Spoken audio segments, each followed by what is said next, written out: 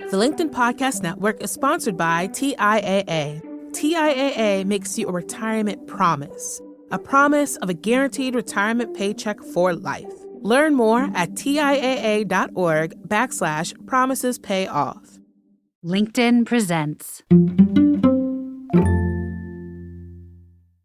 We actually live in a world of anti-awe devices like our phones and our computers because those screens narrow our focus and they ask us to think small. And they also center us and they make us feel kind of powerful and in control. That's the opposite of awe.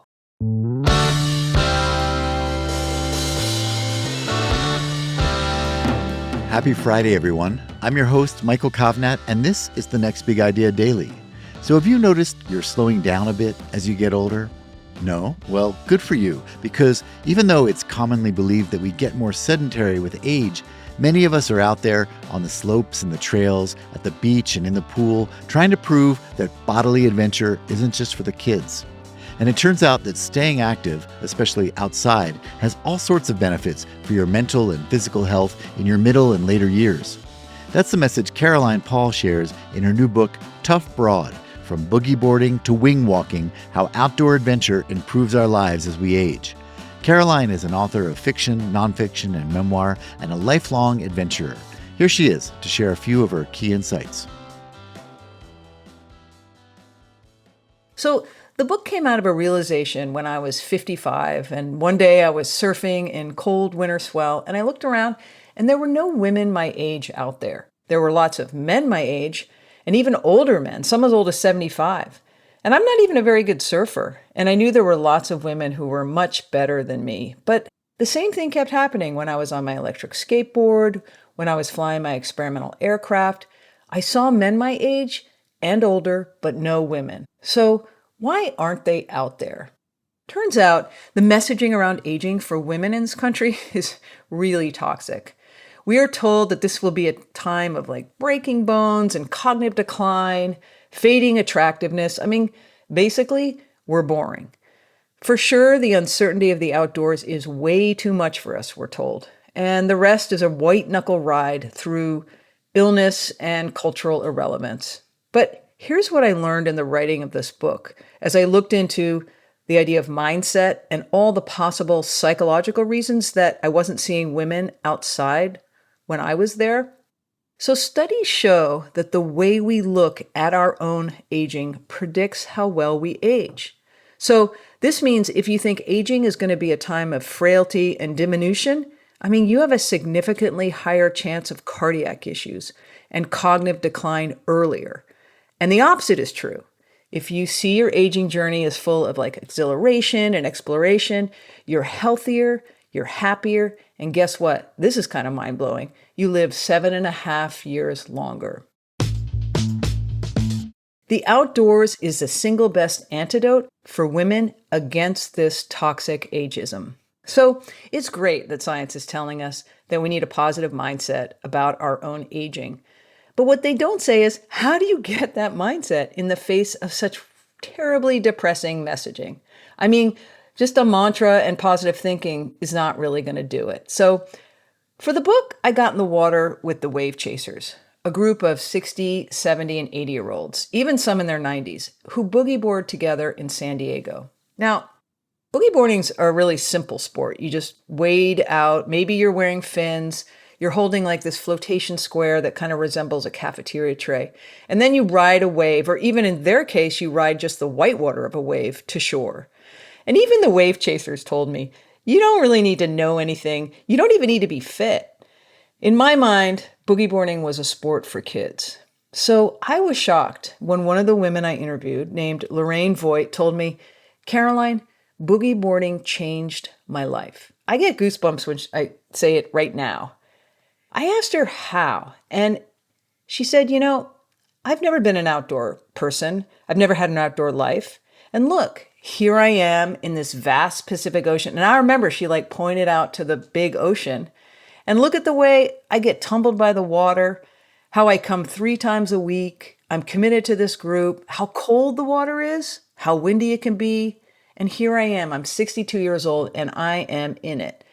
And I saw that what was happening is that everything about boogie boarding and outdoor adventure in general was a direct rebuke to all the messaging that told Lorraine that as an older woman, she was frail, she wasn't sharp, she wasn't fun, her life was boring. Well, try telling any of the wave chasers that. When Lorraine got into the water, what she was doing, more than boogie boarding, was that she was upending what she and others thought she could and could not do. So what nature asks of us when we engage with her really puts a lie to all that we're told about our aging journey. This is how we deeply embody that positive mindset that the scientists tell us is so vital to our health and our future, an outdoor activity of exhilaration, exploration, and physical vitality. Cultivate awe because it's really good for you. So awe is defined as the emotion we feel in the presence of something mysterious, something bigger than ourselves, a sort of fear, confusion, and wonder all mixed up. Awe is often associated with a religious experience, but it's also easily triggered by nature, say, looking up at the night sky or down into the vast Grand Canyon. And it turns out that the science tells us awe is really good for us. I found awe when I went wing walking, which is when you climb out of a perfectly good biplane cockpit while at 3,000 feet in the air, and you walk to the center of the wing. In my case, it wasn't wing walking, it was wing slithering, it was wing crawling. Then, once I strapped myself into the king post in the center on the top of the wing, the pilot executed a series of loops, hammerheads, and barrel rolls. And yes, my brain was jettisoned into awe. But luckily, you don't have to find awe by wing walking. It turns out you can access it just by walking. So scientists from the UCSF Memory Care and Aging Institute sent volunteers between the ages of 60 and 80 on 15-minute daily outdoor ambles over an 8-week period. And the instruction they gave them was to look at everything with fresh, childlike eyes. So in this way, the scientists were cultivating awe in the people who were walking. And then, almost as an afterthought, and I love this part, this is so bonkers, researchers asked participants to take a selfie during each excursion. Now, these awe walkers, as they were called, were soon self-reporting an uptick in well-being and a decrease in anxiety and more gratitude and compassion. Scientists also found significantly lower inflammation, which is a key for good health. Most notably, those selfies, though, which initially featured the walker's face in the whole screen, it's kind of like we normally take selfies, they began to change over the course of 8 weeks. And the faces began receding, and the surroundings began to take up most of the photo instead. Scientists call this the small self perspective.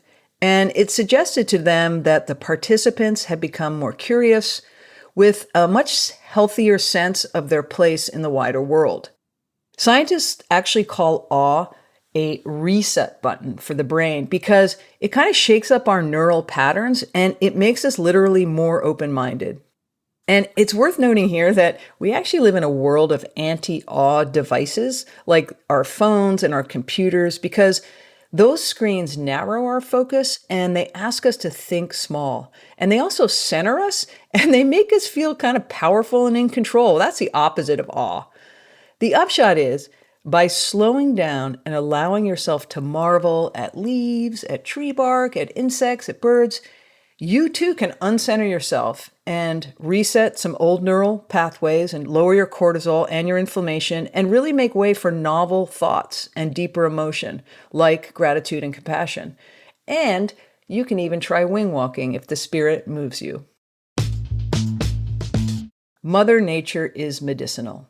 Now, I knew on an intuitive level that I felt better after getting outside. But it turns out there is some real hard biological evidence for this. Things like the chemicals in trees strengthen our immune system and they lower blood pressure. And they've done studies on birdsong that show it elevates both our mood and our cognitive ability. And they think it's because the sound of happy preening birds signals to our primitive self that no predators are about. And when the birds go quiet, as they do in urban environments, our nervous system really fires up, like ready to fight or flight for whatever's hiding in the bushes. Also, the rounded shapes in nature, like the horizons and hills, along with the repeating fractal elements of things like trees and leaves, match well with the way our retina is built. And this allows for ease in processing when we're outside. So the brain, which is constantly filtering stimuli, just has to deal with less noise and busy work. And compare that to what it has to do in an urban setting with the racing traffic and the sudden loud noises and the hard linear architecture. So going outside is restful for the brain. And this is why people who took a walk in green space showed significant improvement in memory and cognition when they were tested afterwards. So the general prognosis from all these studies is that like 15 to 45 minutes in a natural setting of any sort increases well-being. 5 hours a month is the prescription for ongoing emotional and physical restoration. But hey, the more the better, the greener the better. So people tell me they feel a lot of fear about picking up an outdoor activity and they're reluctant. And I say to that, well, look, we all take pharmaceuticals when they promise to improve our health and we seem to need them. And yet there was always a long list of possible side effects: vomiting, diarrhea, don't drive that big vehicle, and none of us blink an eye. And so I urge people to think of the trepidation that they might feel about going outside as just like another side effect. And it will in fact lead you to not just better physical health, but better emotional health, like an overall well-being that is really hard to beat. We can and must learn something new at an older age. So one of our biggest concerns as we age is cognitive health. It turns out that one of the best ways to keep your brain firing is novelty. So that means learning something new. But when was the last time you learned something new? I asked my friends, and everybody was like, nope, except learning to stand 6 feet from someone when the pandemic hit. That was pretty much it. It turns out that as we age, we think we know what we like, or we think our brain is too calcified to be tasked with new challenges. But, the research proves that the brain has what we call plasticity, and it's constantly making new cells, no matter how old you are, and it's laying down new neural pathways. And the outdoors is a great place to bring novelty into your life, mostly because Mother Nature is always uncertain. You go to a walk in the park, for instance, it might rain, you might see a bird you didn't expect, you might have forgotten the chocolate snacks. Oh boy, that's crazy. It's wildly novel out there, and your brain has to adapt. I learned to fly a gyrocopter. And what I noticed is not only did I learn in a normal amount of time this very strange flying machine, but without all the insecurities and the need to be liked or the need to prove something that I had as a younger person, I learned to fly it better. I also interviewed Vijaya Srivastava, whose doctor told her that at 68, she really needed to exercise and prescribed Vijaya swim lessons. Now, Vijaya told me that she had never had an outdoor lifestyle at all, not even a walking practice. Like the only thing she'd done that was even remotely active was badminton. That's what it was when she was very, very small. And when the doctor prescribed swimming, she told her, I'm afraid of drowning. But Vijaya is also someone who had a really adventurous spirit. So she enlisted a friend and she began learning to swim. And every lesson she took was a challenge. Not just for her brain, but also for her sense of self. And yet she kept upending what she thought she could and could not do.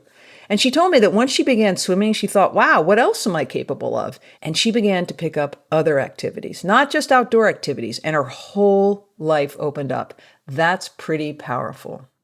Finally, I wanted to add one quick thing, which is that the 60s was the best decade. That's what everybody older than me told me. Not the sexy, dewy 20s, the striving 30s, or the family-oriented 40s. It's the 60s. That's not what society is telling us these days. Well, it turns out as I publish this book, I am 60. And I'm telling you, I am looking forward to this decade. All right, well, I hope that gives you some inspiration for your weekend. Get outside, people, and learn something new. That's our show for the week. Before I go, I wanted to remind you that Father's Day is just about a week away, and if you still need a gift for the dad in your life, I've got a good idea. Sign him up for the Next Big Idea Club's box subscription service. He'll get 2 books sent to him every quarter, books chosen by our curators, Malcolm Gladwell, Adam Grant, Susan Cain, and Daniel Pink. Believe me, he'll thank you for it. Just go to nextbigideaclub.com and use the promo code DAD20 to get 20% off. That's my gift to you. So that's nextbigideaclub.com, promo code DAD20. This week's episodes were written by me, Michael Kovnat, and edited by Caleb Bissinger. The Next Big Idea Daily is a proud part of the LinkedIn Podcast Network. We'll be back with some cool new ideas for you bright and early Monday morning. See you then.